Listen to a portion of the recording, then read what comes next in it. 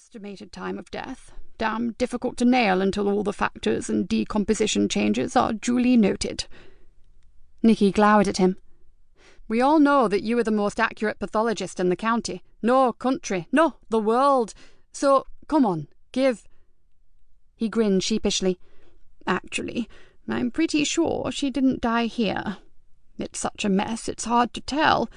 But the body has certainly been moved, and I'd say, considering the temperature, the gross swelling and the discoloration and condition of the skin, that she's been dead, approximately 3 days. Thank you, Professor.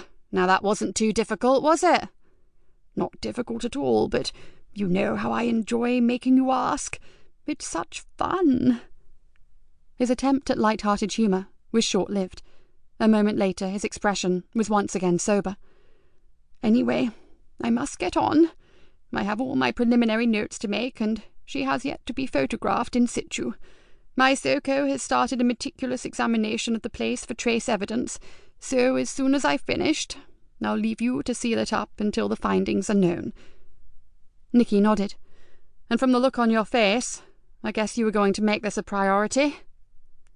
When you know all the details, I think you'll be itching to get your hands on the bastard who did this. Never fear, she'll be first on my list in the morning.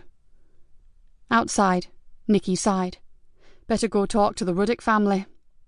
Joseph was slow in walking from the shed. Poor little devil. She can't be very old, can she? Not long out of her teens, I'd say. How on earth did she come to be in that state? Nikki frowned.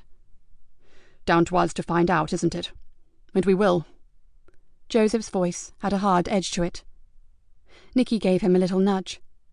Come on, Joseph. Let's get this over with. After that, there's little more we can do here tonight. Uniform have it in hand. We'll speak to Stan and his family and head off home, okay? They found Stan, his wife Betty, and one of their sons, a tall, well-muscled lad called Ryan, all sitting round the kitchen table. Nikki glanced around. The old place had changed beyond recognition. She'd come here often as a child to collect vegetables with her dad, and then the kitchen had been a glorified scullery with a coal hole attached, and water had to be brought in from the well. Now it was all granite worktops and gleaming stainless steel appliances, everything in a brasserie style, with more features than a glossy magazine. Briefly she wondered how a few bags of tatties could generate such luxury. Then she saw their shocked faces, and fell back into police mode. Can you give us an account of what you know, Stan?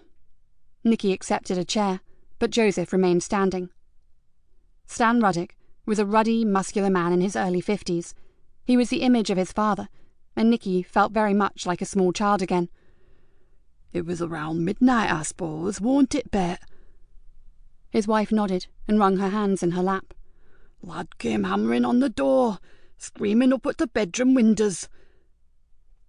I thought it was an accident, said Ryan slowly. Some idiots use the fen lane here to cut out the village. Often finish up in the dikes. I went down, continued Stan, asked him what were wrong, and he kept babbling about a body. Couldn't make any sense of it. Then he said about the shed, so I take Ryan, and we goes and looks for ourselves. And he were right. Who rang the police? Boy said he had already rung on his mobile, but he were in such a state that I rang too, in case they didn't get the right address. Oh, that poor little kid. I keep seeing her in my mind's eye. I've seen some dreadful things, Nikki, work in the land. Accidents with farm machinery and the like, but I never seen anything like that. Like something off the late-night horror channel, added Ryan grimly. That's enough, son. Show some respect. Betty spoke for the first time. Is she still out there? Joseph nodded. They need to follow a careful procedure, Mrs. Ruddock, but she'll be taken away and looked after just as soon as they have finished. Nikki didn't expect a lot from her next question, but she didn't get anything at all.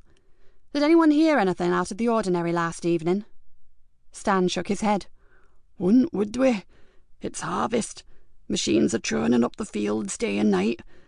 Dennis and Clive are out now with the tatty harvester in the lower field, and anyway, that shed is a fair way from the farmhouse. Any cars up and down the lane that you didn't recognise?